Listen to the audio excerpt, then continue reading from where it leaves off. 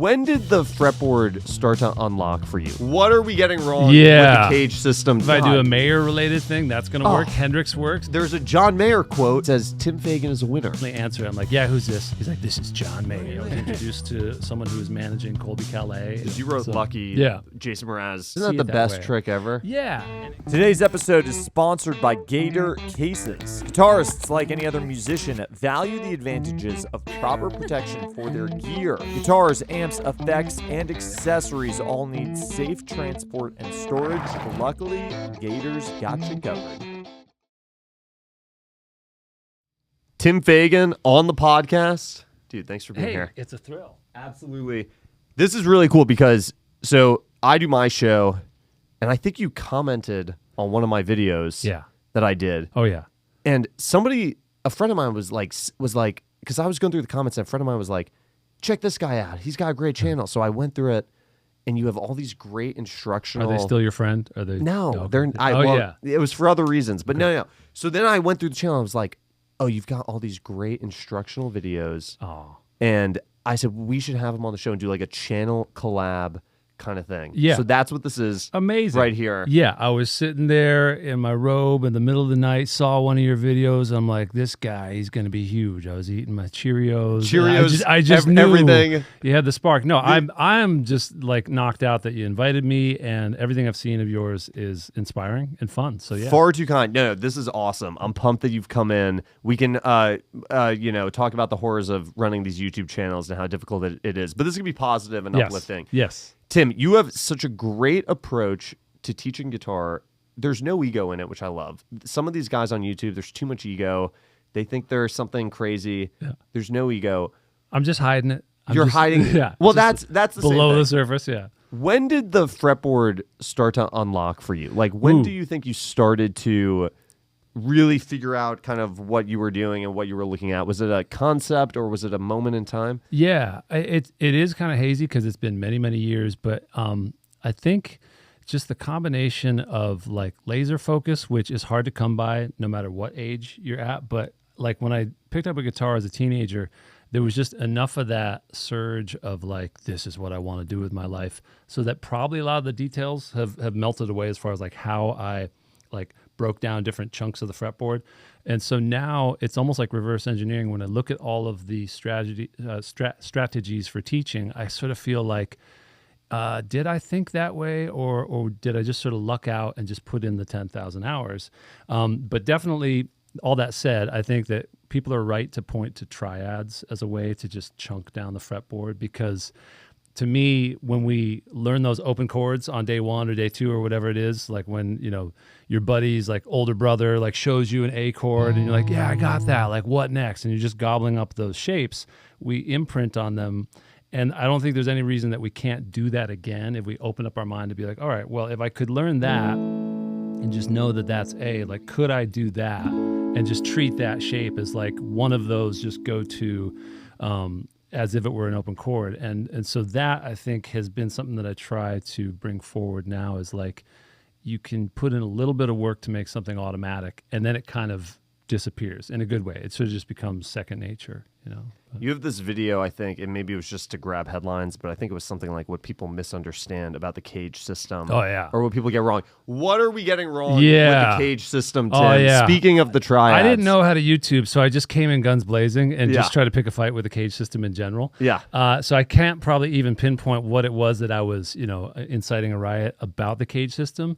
But in essence, I think one of the key takeaways is that caged is a lot. Like all 5 of those shapes in one sitting especially is way too much information. And so in a way, I would say there's absolutely nothing wrong whatsoever with caged. It's great.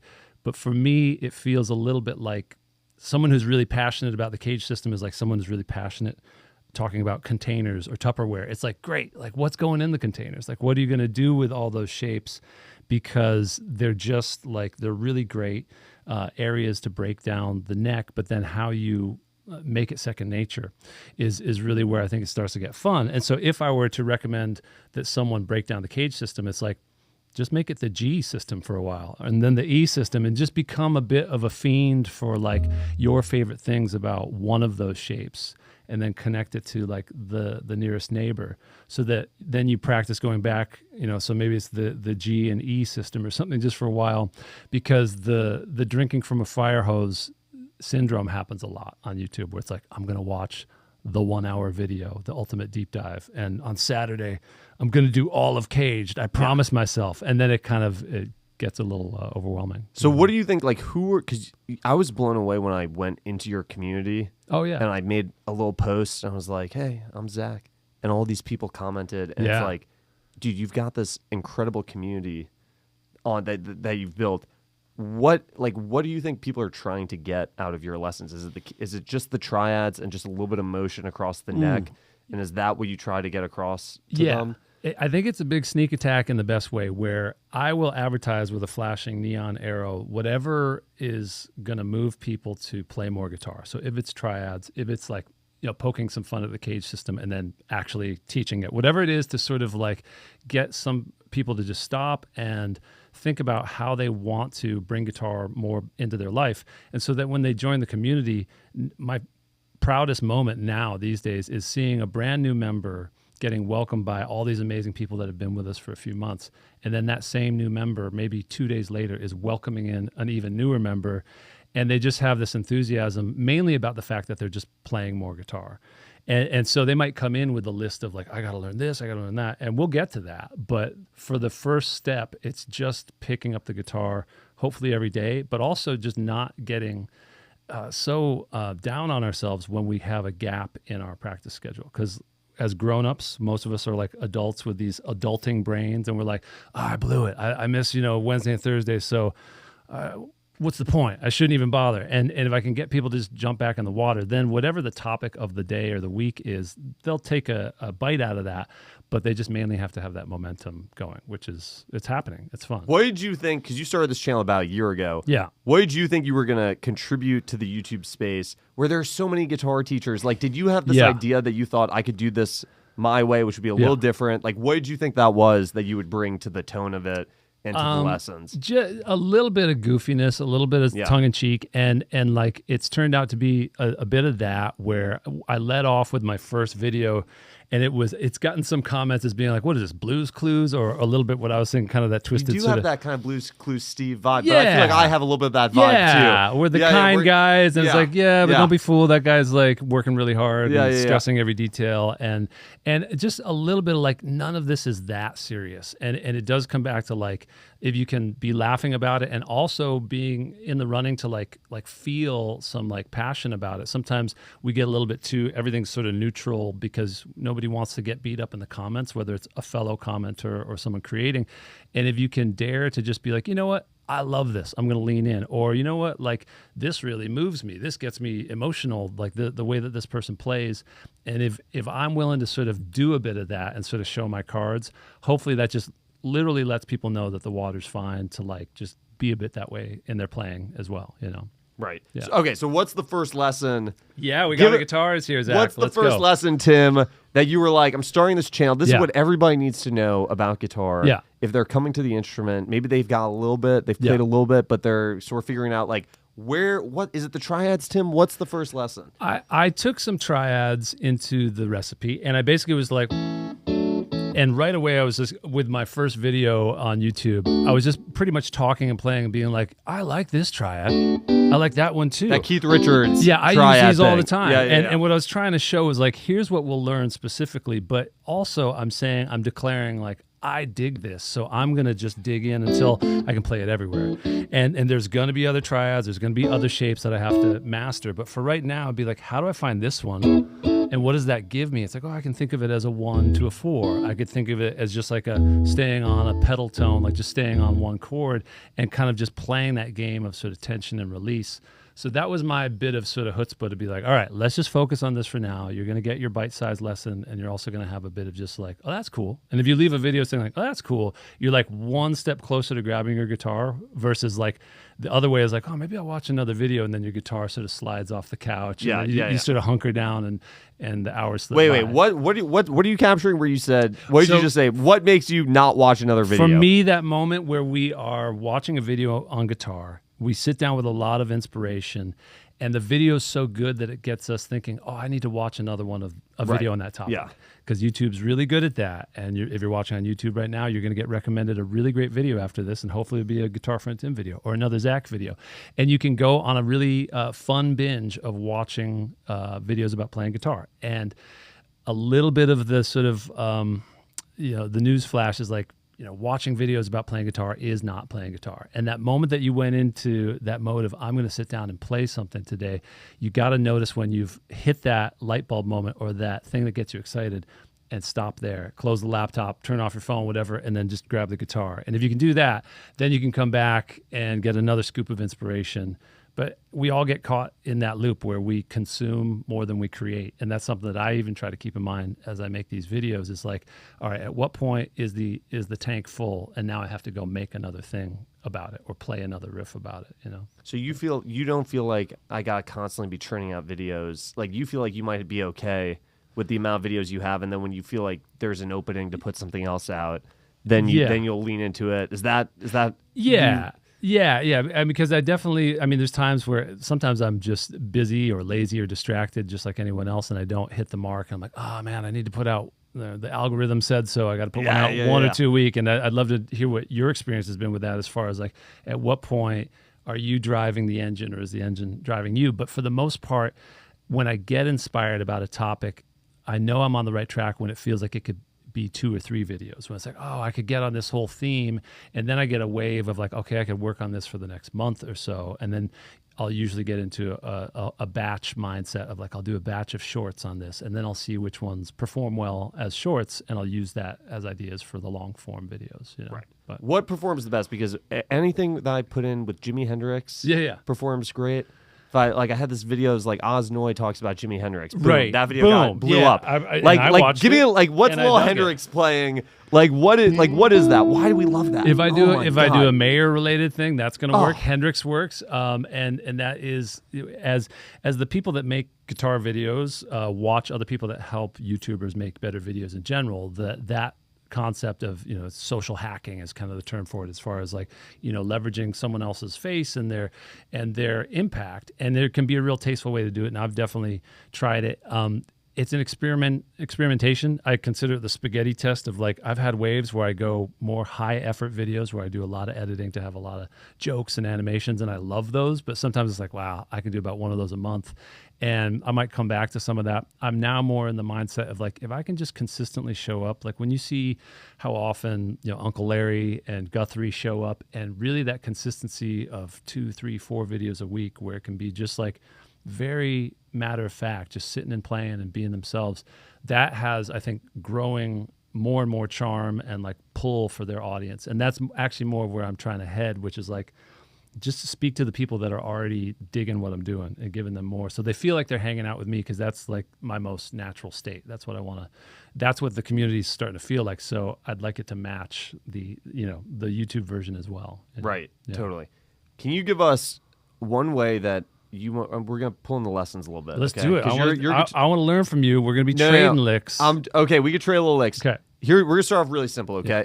Show us like a little basic way using some triads to maybe get from like a 1 chord to a 4 chord. Great. Like something really simple. Yeah, what's so simple about this, and I love it when I get to point out things where people are like, oh my God, you just changed my life. I'm like, well, it was there all along. It's like you had the wings all along, but like a simple bar chord, if we're on G, like probably the first bar chord we ever learned based off the 6th string, like just the fact that we might not know that like triads are literally living right there, and just knowing how to cluster them as far as like the top 3 strings of that shape, that's a triad right there. And just isolating it and playing it like that, so that we can grab that as if it's just a tiny chord. It's great. And then the next 3 strings down, that next group of strings 2, 3, 4, you've got another proper triad in there. So like we're already hitting gold with something we've been holding all along. You've got like that. You've got every triad right in here. Yeah. Ready to go, and then right there. If you grab that one, right. And sometimes it's just like, oh, I never thought of that, or I just never like played it separately. And sometimes people are like, well, I'm holding it. Can't I just hold it? I was like, yeah, but look at what you can do if you break it off into a smaller grip right there. Then you can go straight to the nearby 4 chord, and you have this really cool shape, which has a totally different sound than if we were doing that, playing a full rich chord, which is what we like about triads. They're much more lean and agile, and they can fit well when someone else is playing bass, or if there's another person in your guitar strumming group who's like leaning in heavy on the open chords. You can suddenly now break off and play these things that are just, they sing.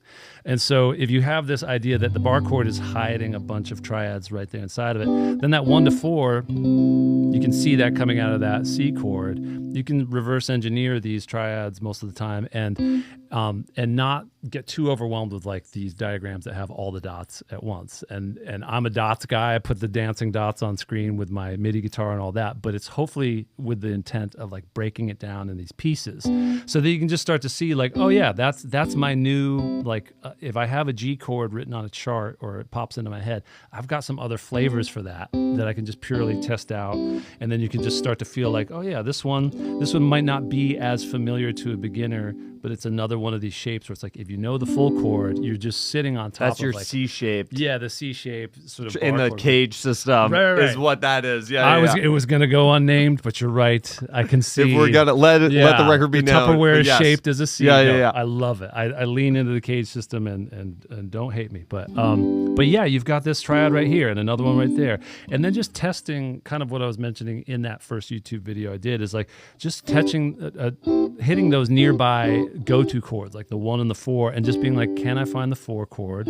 Great. And it's guitar. The beauty of guitar is that we can move things around anywhere we want. Piano players have to like do a different calculation every time they transpose. Right. And we get the luxury, and sometimes it results in a bit of a blind spot because we're like, yeah, I got that shape wherever I need it, but you have to actually run it through its paces to be like, all right, pop quiz, you're in the middle of a song. Can I find that one that looks like a little D shape or a little piece of the C shape when I need it on a G? And that's where, when we do our workouts together, it's like root name recall is something that we warm up with a lot. And it's very simply like, recalling roots and naming them. If I call out, 7th fret, 6th string, people need to get there and say it and play it, because the song speed is going to be your real test. You can have it, and you can be totally smooth when you're playing on your own, but the moment that the song is playing, or oftentimes I find when I'm on a Zoom call with someone, the moment that I'm there saying like, all right, so show me where there's a B note on the 5th string, they're like, oh man. And it's like, everything's gone. It's like, I get it. But that's exactly why we just have to rinse and repeat with these little,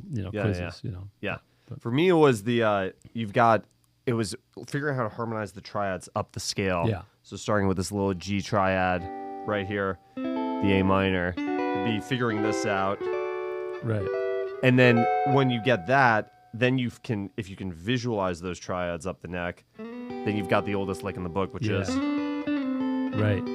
right there, big bass out of the triads. And then if you want to get to that 4 chord and you're already, so if you go, now you're in the 4 chord. It's so simple. Like, that's the most basic thing ever. But like, that's when it started to unlock a little bit for me. Yeah. And when that starts to make sense, right? Yeah. And how fun is that sound? Because it immediately sounds classic and familiar. And to be the person playing that, I remember when I was first playing along with like CCR, Greatest Hits, and it opens up with like the chords and all those great open chords that sound great. And then you have these licks like like Fortunate Son and everything. Like, immediately it was like, you mean I'm playing the lick that's in that song? It's like, yeah, because so many signature licks are based around those 6th. And as we were saying before we started, I think 6th is the hardest word to say, but it's like so fun to teach those because it's built into these larger shapes, and you're really just taking notes away that you had all along. Right. So you got that triad, you take that middle note out of the way, and you got this really nice airy kind of melodic thing that can move with the chords. It can also just be a lick on its own and sort of play against the chords. So yeah, those kinds of things are like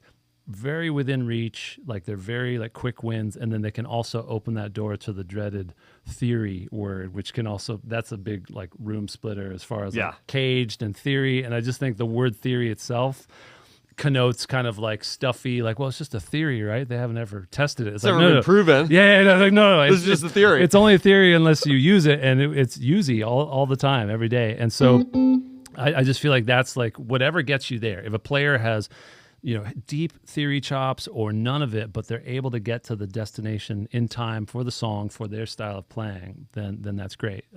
So if someone wants to get really deep into theory, go for it, apply it, make sure you can recall it, when you need it, and then it's good. The thing, Guthrie Trapp, not to name drop, he showed me this concept that I think is how he plays, and it's how I started playing kind of right after I sort of picked it off him. Yeah. Which was, if he's playing in something, let's say Mixolydian, which is really a major scale, flat 7, right, for anyone who's, whatever. So he's never thinking about a Mixolydian scale. If he's in the key of A, he's thinking about an A triad and a G triad. And that's what he's visualizing, right, which gives you every note in the scale except for the 6th. Mm-hmm. And if you're playing an A chord, you can find your 6th right there. Right. And to visualize those pockets, so then you've got A, right? And you can visualize the chords up the scale. Those pockets give you the scale up and down if you already know your triads, versus figuring out a Mixolydian lick or whatever. Yeah, see, I think you're trying to get me to play something, but I'm not. Keep going. You're already doing it. See, this is so... That's a little lick right there. Right there. Very simple. Does it 4 chord? If you just grab that right out of this little, back to the 1, and there's that G chord, and then now we can have some fun.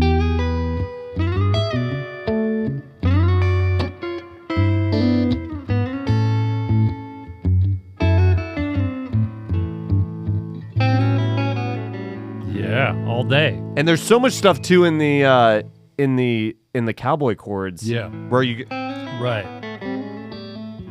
Or if you're in the key of E and you want to do that telly thing. Right. It's so great right there in the triads, right? Right. That's what it sounds so silly, but it's like I feel like that's the only knowledge I have of the guitars, the triads, and how to use them appropriately. Yeah. That's what I mean is like in the internet era and trying to figure out what I want to teach, it's almost like, wow, people are really talking about triads. I'm like, yeah, I've always used them. I like them, but like maybe like I've loved them all along, and they have been more of like the decoder ring of the whole fretboard. And so maybe rightfully so, they're getting their due as being like a buzzword that has a lot of substance to it.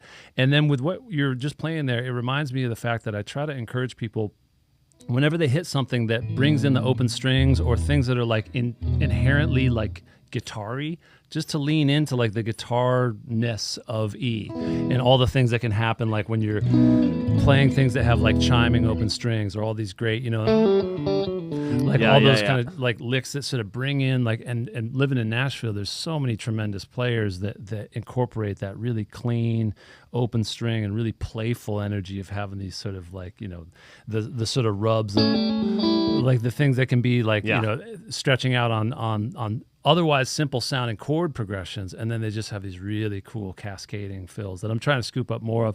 And I want people when they're playing to not get too studious, to think like, okay, I can do it here and there and there. It's like sometimes just hit something where you're like, I don't know what this is, but I like it. And like, I don't know, am I in A or D? I don't know. It's like, but I just dig it. And when like if there's a moment in a song coming up where it's like, I'm going to do that thing that I don't know what it is, but I dig it and I know that it works here.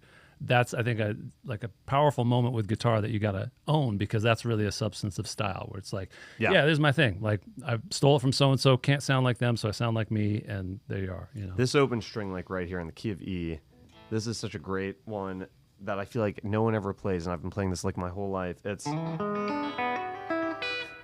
over this E7 sharp 9. Yeah, the classic. And you're just playing, you're skipping a string.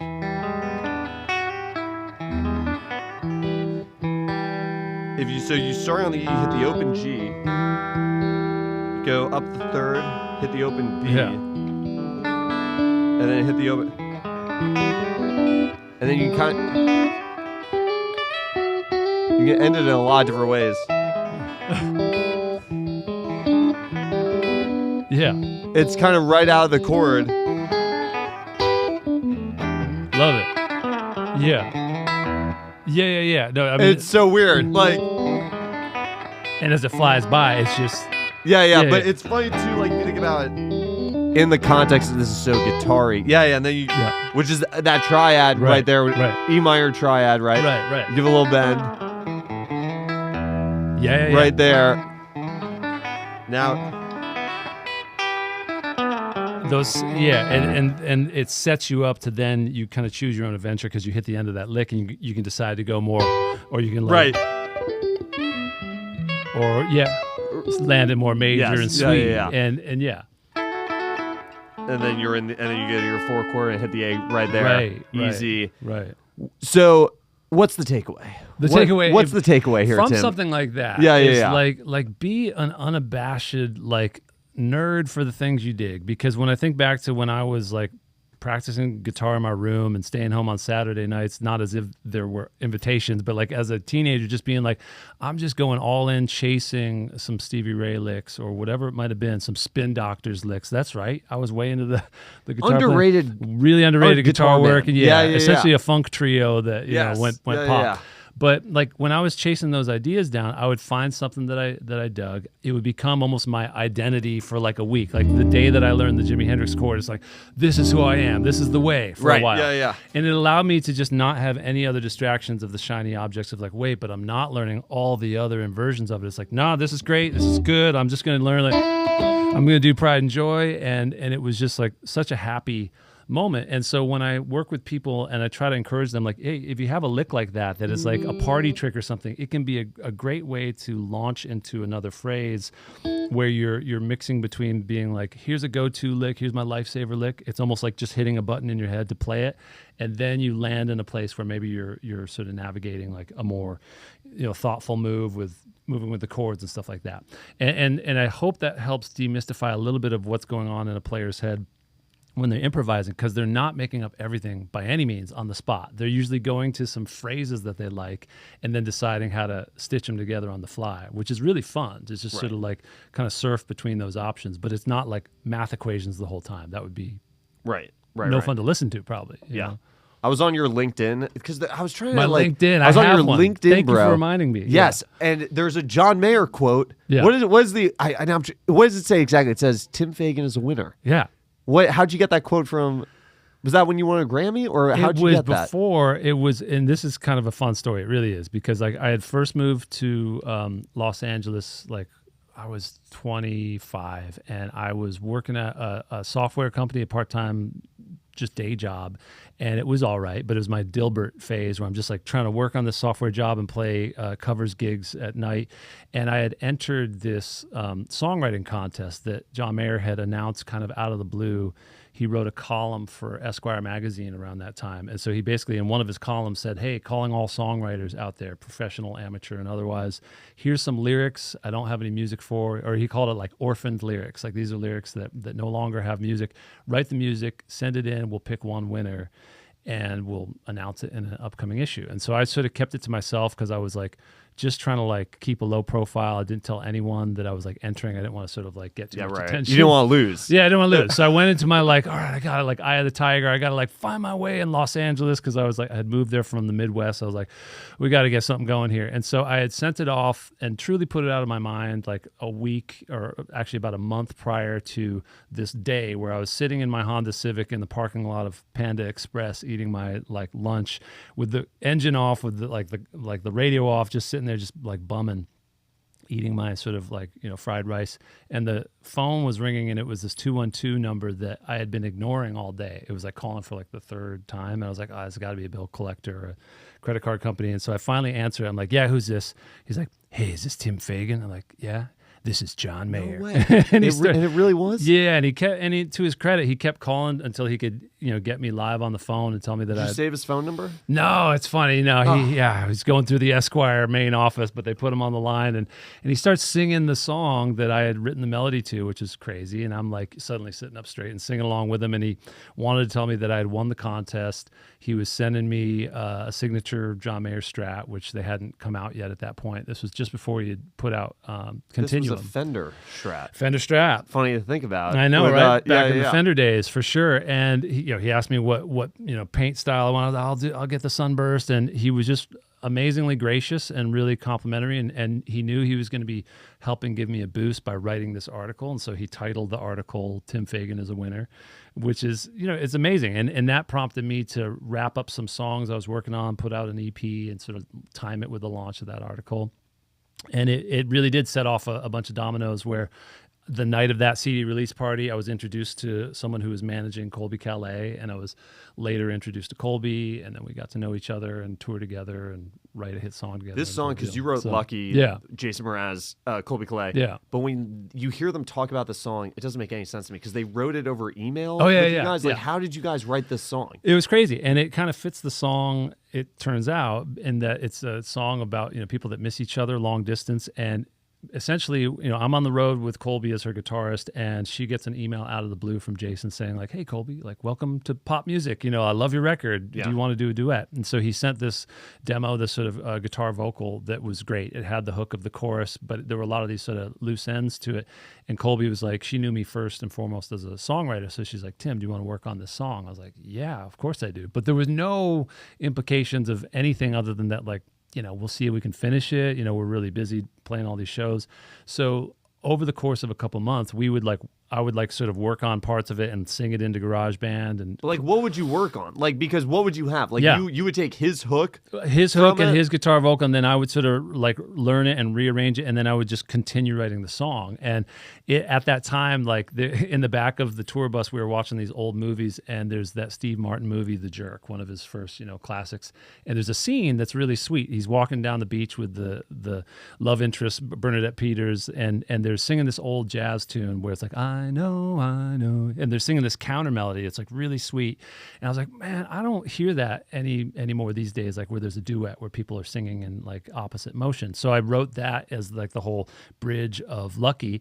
We presented that to Jason like a couple months later in San Diego when we were there. So it really was like a montage of like, it started as an email, and then like we sent him back an MP3. He found a singer to sort of like sing the updated demo with some drums. We played it for him backstage, and cut to us in London another month later, and they cut the vocals, and he was recording the whole record there. And then it came out as the follow-up single to I'm Yours, which was completely wild. Tim, I'd be thinking, I got to get this right. Like this, I have to get on this song. This has like how, like, was that what you were thinking? No, you were zero what? guile. I was just thinking like, this is funny. I'll put the Steve Martin thing in it, and then we'll do this, and then we'll sing about flowers and palm trees. It didn't occur to you that like that song is ubiquitous. Like everybody knows that song. It didn't occur to you that you were like, I've got two big stars here. No, I have to get this song right. I have to get a song on the album. Like ignorance was complete bliss. I knew nothing about that, or I had a sense that it was an amazing opportunity, but I was yet to enter into the realm of publishing and being a so-called professional songwriter. I was just doing stuff that I would follow my interests, and not to make it sound like it was just like, oh, no big deal, but like I worked really hard on it and contributed in a way where the three of us really made it, I think, sound like, it sounds like the song it is, because it brings out what's great about their style of singing, and it's really sweet. And there's been so many people that have told me that it's their wedding song or the song that they had with their sweetheart when they were long distance relationship. But there was no sense that it was even going to make the record, much less be a single. So it was the little song that could, and we were just all thrilled when it kind of. Do you still see checks for that song? Yeah. I mean, it still puts some food and some on the table and some dog food in the bowls and the lights on above my head. But it was a godsend in terms of like having a livelihood out there as a professional. And so my life after touring, it turns out I wasn't so much a road dog as I maybe thought I was going to be. I was much more happy in the studio and writing. So it gave me that foundation to be able to kind of go into full throttle of that mode. You know. What is the guitar part in that song? You have to be able to show I it don't better know. than No, anyone. Do you not know? I mean, you don't know. No, I mean, it's really just. I mean, it's mostly just kind of it's in C and it's just sort of bouncing on the chords. You know. And I've through the years kind of worked out my own arrangement, but it's just like Mraz had a great like way of finger picking and stuff like that, and it's just it's a fun set of changes, you know. It's like an A minor to a D, or A minor, D minor, and then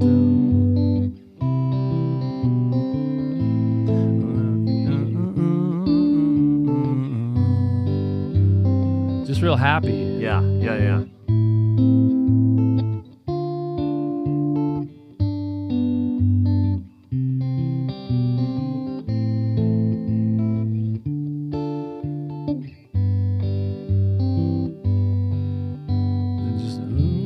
Go home and learn that, kids. Go home and learn Lucky. You gotta hear that song everywhere, right? Oh yeah, it's an honor, and whenever I hear it coming out of the speakers in the ceiling, like in the hardware store or wherever that might be, it's like, yeah, all right, you know. And that's it. If somebody's around me that knows me, they punch me in the arm, be like, hey, do you get paid for that? I'm like, kind of, yeah, a little bit, one day, yeah, a little bit, of a sliver, but yeah, it's great, unbelievable, yeah. So now, YouTube channel, guitar teacher, who taught you guitar? Like, I've got some guitar teachers that really pissed me off, and I look back on them, and I go, they had it so wrong. And that to me would maybe motivate me to want to teach someone a little better, or with a little bit of a different attitude. Like, did that anything like that happen to you? I was fortunate. I think probably like truly the biggest thing for me was that I didn't even consider picking up a guitar until my friends started playing guitar when we were all around like 14, and so. It was literally something where maybe they showed me an A chord, and even then I was just kind of like, whatever. I was sort of like playing bongos on the empty guitar case. And I think one day my mom picked me up, and I think she had the good sense to be like, you know, I bet he'd be really good at guitar. And I don't know if I want to raise the kid who's playing bongos on the guitar case. So let's get him a guitar. And she surprised me with a beginner $99 acoustic guitar. And for some reason, it was like all the music that I've been listening to growing up. I've been listening to a bunch of Stevie Ray and a bunch of like, of that era. It would be like, you know, like the pop of like Steve Winwood and Bruce Hornsby and Van Morrison and Ray Charles. And so there's all this good music that I had been checking out. And then when I finally got a guitar and got a good teacher, it was just this guy who was nearby the music shop, and he was recommended, and his name's Jimmy Funai. And he was just really chill. He was a professional, like he was playing gigs. I grew up in Hawaii, so he was playing a lot of gigs. You grew up in Hawaii? Yeah. It's sort of a bit of a odd and fun detail. And so he was just really laid back and really great sort of jazz and pop player. And the fact that I had my lesson every Saturday with Jimmy, and I had friends that were getting into it too, it just had that right sort of backdrop of like, well, I don't want to let Jimmy down. I don't want to show up and be empty-handed.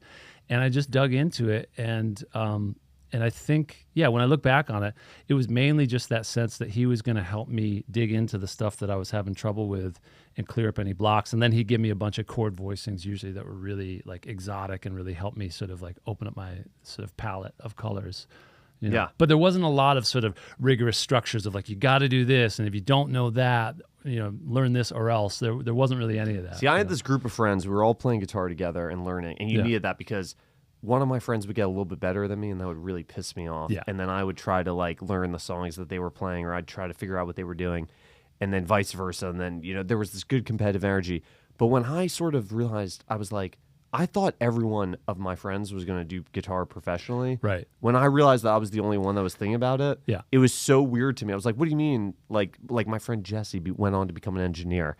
And when he was like, I'm not going to go to music school, I'm going to become an engineer. I was like, are you crazy? Yeah. Like, that was so confusing to me that I was so much more into it than everyone else was, even though we all seemed to be. It seems at the time. Doing it. I had that moment too where it was like we were all in and we had a band and like we were writing songs. And there was, I think, a moment where one of my friends was like, well, you know, you're just going to do this for a few years, right? And then you're like, be the classic person who gives up guitar. Yeah. And I was just like, no. And I wasn't even that like outraged. I was just more like, oh no, this is me now. Like this is the thing. Yeah. And there's been definitely times through, like I went off to university and I got a degree in graphic design, which it turns out I use every day now with all the YouTube stuff. But there was sort of like weaving on the path, but it was always like, no, guitar is at the heart of what I love. It was where it all started. Writing songs came a couple years after that, which I'm kind of grateful for too, because I could just geek out on the, playing and recording on a 4-track, cassette 4-track, and just sort of getting lost in the sort of like playing with the paint, basically, of making sounds on a guitar. So that when a life of music sort of evolved, it turned out that like I just had a lot of these things that I had been passionate about that I could then get hired for. Like, that you become sort of like, well, I guess I could do this. I guess I could play guitar in someone's band, or I guess I could write a song, or I guess I could record music for a commercial or whatever it is. And it was just nice that a lot of that wasn't planned. It was just sort of stitched together from just going down the rabbit hole, Right, Yeah. right. Yeah. Yeah, absolutely. Okay, what's the next lessons that we're putting on the YouTube channel? We're bringing it back to the lessons. What we got? Let's go Tim? Scale on a string here. Scale on a string. So, let's hear it. So just along one string. Show me a little something fun here. Okay. Yeah. Break it down. I mean, so like if we just take the B string and we're just sort of like droning between the E and the B string, and you just sort of test your ear, and sometimes we get a little bit stuck into being like, what scale are we in? What mode are we in? And it's like if you just take it one flavor at a time. If we have E, we sort of start with the sort of like the sort of the Hey Joe area or the Pride and Joy, and then just build up from that. There's the 2 in relation to that 1, if that's the E. And then if you go up to that G sharp, you've got that major 3rd sound. And so between the 0 and the 12th fret, we can spell out like a whole string of a scale. So if we did the whole E major scale just laid out, it's a lot easier to see it that way. Isn't that the best trick ever? Yeah, and it gives you this one sound. move? Right. Right there. Right. That's the best thing you can do on a guitar. You can't do that on any other instrument. Yeah. That's a guitar thing right there. Right. Ready to go. Right. And if you're looking for something to be like, oh, what's going to sound cool? So often something that uniquely a guitar can do will be the thing that grabs someone's ear. What's the, how do you play the intro to Jenny 3/6? It's right in there, right? Something like that. Right. Yeah. Something I was doing today where it's like, let's say we took like we're doing like an E minor blues, and then just chromatically, that works. Just that fun kind of like based off, and those little nuggets that are like, yeah.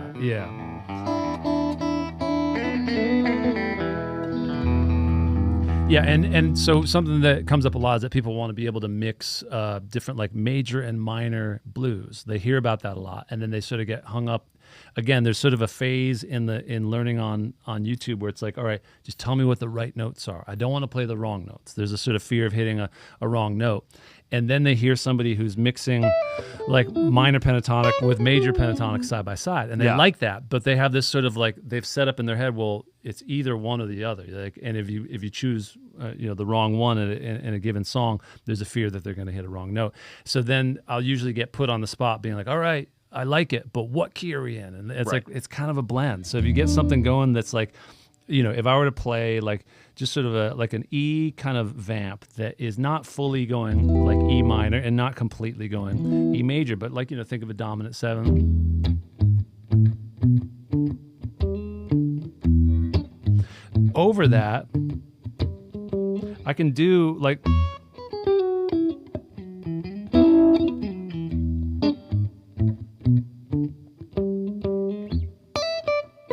Yeah, you can mix the two together.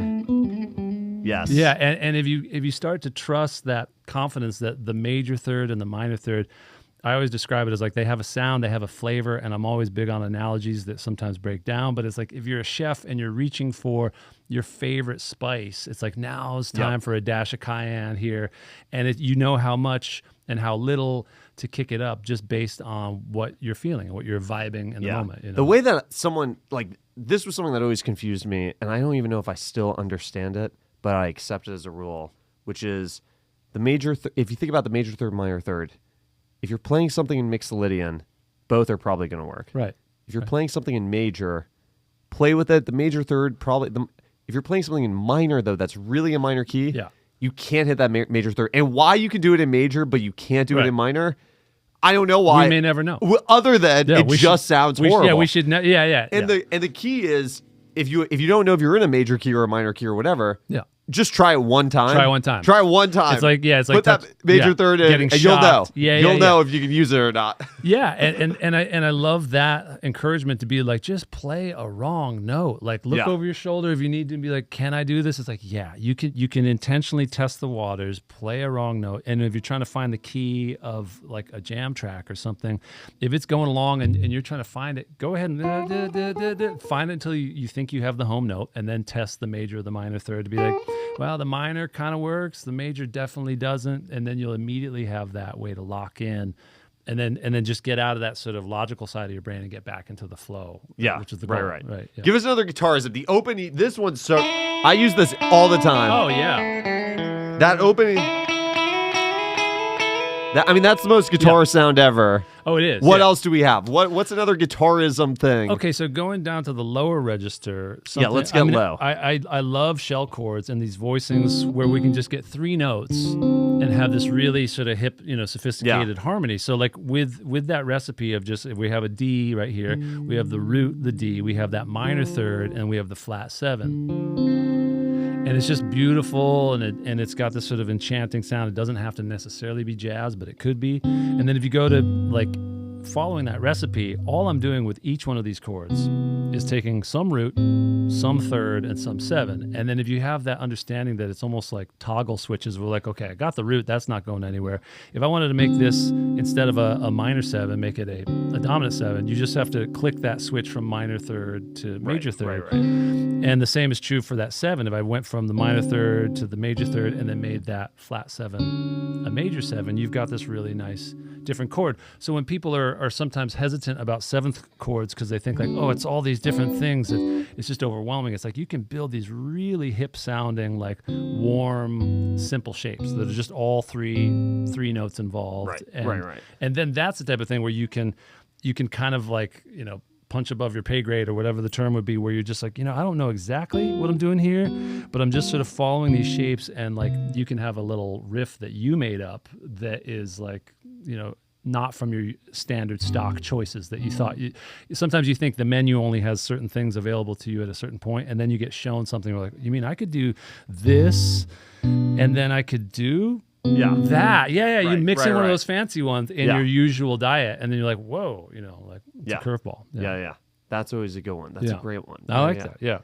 Double stops are fun too. Like the middle strings, I've done a whole sequence. So my whole format is workouts, because years ago I was doing a little bit of the CrossFit stuff. I got roped into going to CrossFit, and at the end of like an hour of like jumping on boxes and throwing medicine balls against the wall or whatever it was, all these freaky exercises, I was like totally like, I was out of excuses and my mind was blank, and I was grateful that someone else had made decisions for an hour so that I didn't have to.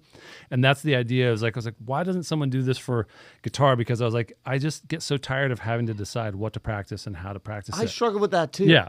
Like even at a higher level, I feel like that doesn't go away. No, I'm like, what should I do today? I have no clue. It's like I could do that. So I kind of like that, and then I get into like I think I'm probably good on that. It's like, am I though? I don't know. But if someone were to come and be like, do this, I'd be like, yes, sure, whatever. And so that idea of just structure, you don't have to have a thought in your head, and you don't know what you're going to get, but it's always like, as long as you trust your coach, like it's like you're going to choose something good, then it can be kind of niche. Where I'd spend a whole week saying, all right, we're just going to focus on the middle strings. We're going to look at double stops, and that'll be the theme of the week, which could go a lot of different ways. So maybe we're doing like, thirds and stuff like that. Maybe it was like the fourths that come right out of, but just the fact that I was in charge and saying for 20 minutes, we're just going to focus on like, droning on an A and like sounding out the notes of a major pentatonic across those strings, Yeah. And then people start to hear something they've heard somewhere else and like, oh, that's like ZZ Top, or that's like, or a nice sweet Can't kind hear of me knocking or something. Yeah. And when that light bulb goes off, then they feel like, okay, I'm in the running to maybe sound like the music that I've always loved.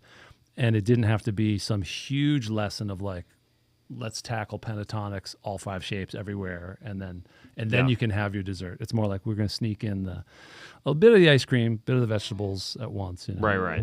This is always a good one too. If you've got if you just have a power chord, here's a C power chord, and you can just go up to the over the third. Oh my God! Yeah, that right there. That's You're a god. Yeah, I've taught that more than everything. I feel like you maybe did your research there. Yeah. That's your move, right? Right. like, okay, so in as you know, in the slew of like, oh, I'm putting out just tons of content, not going to worry about what this, that, or the other one does. The one that performed the highest for me that was like, whoa, okay, so that struck something was just like, and it starts with me basically talking like this, being like, I can't stress enough how often I use that. And it's like, that's the greatest guitar move right, ever, right? Right. And you just want to give that to people and be like, look, enjoy, like, do this for 2 years, report back to me. You're going to find so much mileage just playing along with tasty major chords. You can do the minor equivalent of it too. Like if it was and if I can get people to like just sort of take that and run with it and not get too stiff about thinking like it's a chord and then it's like, nah, you just Hendrix, just let it be fills, let it be chords. Well, that's so everywhere because it's, you could think of it here. But then if you do want to get into there, you've got it right here. But then if you come up here. Right there, and then you've got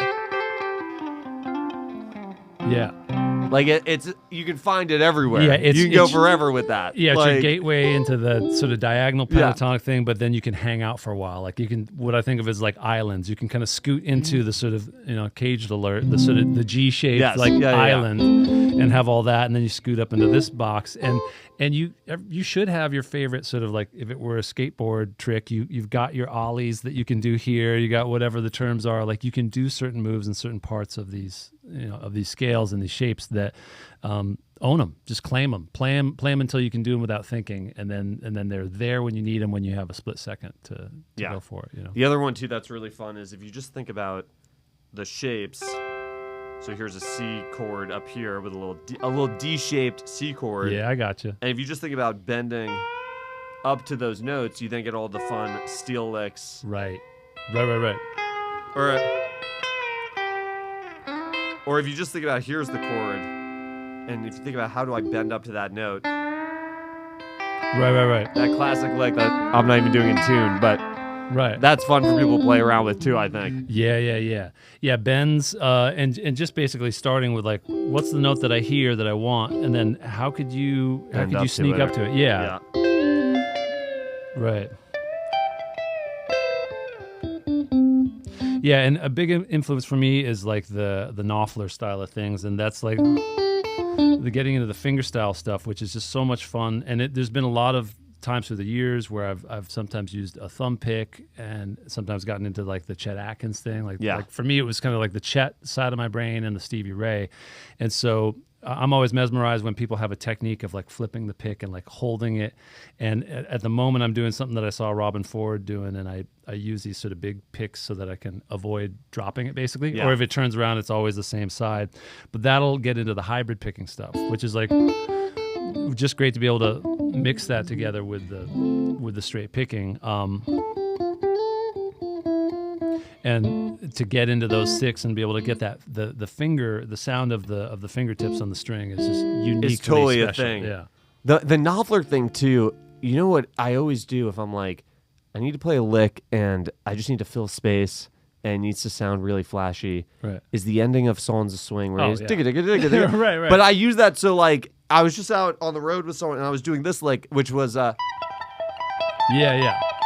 And I had a little more gain on it, so it was like, and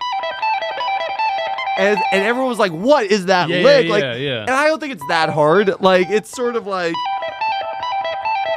and I'm hybrid picking it.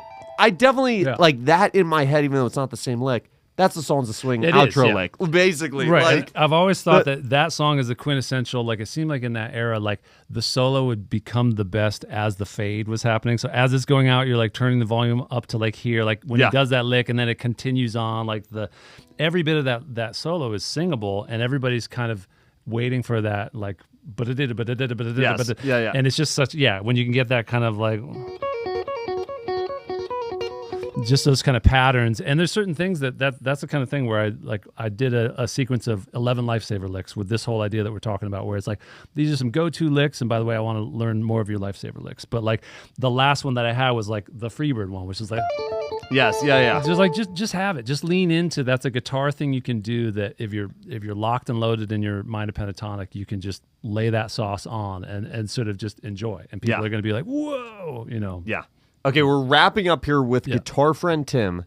Here's what we're going to do. We're going to do a lifesaver lick shootout, okay? We'll do nice. 2 or 3 each, okay? Nice. We'll start with you because you brought it up. Okay. Give us a lifesaver lick right here to go out on. Okay. We'll go back and forth a couple times. We'll do a couple licks. Just to be clear, in my book, Lifesaver is not flashy McGee. It's more like, hey, you know, I'm dropped into a jam, and one thing I know for sure is I know how that lick is going to sound. Yep. Yeah, it lands in my head, and I got it as a phrase. I'm throwing that into the pot. So that's just G. That's one.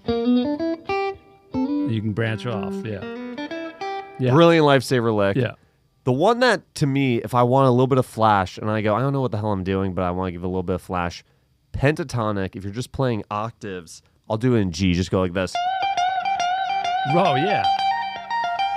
So, it sounds so dumb when you play it, but if you do... You can do this all night. Right. And then mess around with the other pentatonic licks. Right. If you slide into it, too, it's a totally different lick. Right. Brilliant lifesaver lick. You gotta slide into it. You gotta slide into it, right? And then do the like. Oh my God. Yeah. Right there. That's a lifesaver lick. Okay, give us another one. Give us another one. A little of this sort of tasty, like sort of in that the BB King, the sort of gravity. Just to get into that singing spot where you could set up camp there, make it sweet, make it soulful, and they could look at you and be like, all right, you said something. Yep. You know, with a couple notes, you know. Okay, one more, and then we're going to wrap it up here. Give us the last lifesaver lick, Tim. Somebody's going to need this lick, and it's going to save them. It's going to keep the gig. They were about to get fired. Yeah. And this lick is going to make them keep the gig. They're staring across. No pressure, Tim. What is the lick? Give us the lifesaver lick here. Yeah. Again, it's not about melting faces as much as... I mean, it is a little bit, isn't it? Oh, that's a great one, right? Because if you got a bit of that, you could do it. But if I'm in doing like a D minor thing, I could be doing my usual...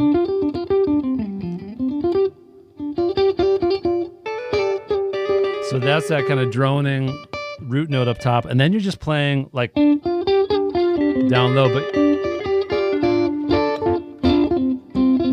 And those little kind of... how good is that? And then you're good to go. Yeah. That's ripping. Just a bit of stank on it, you know. Tim Fagan, guitar friend Tim. Check out, I'm looking to camera now.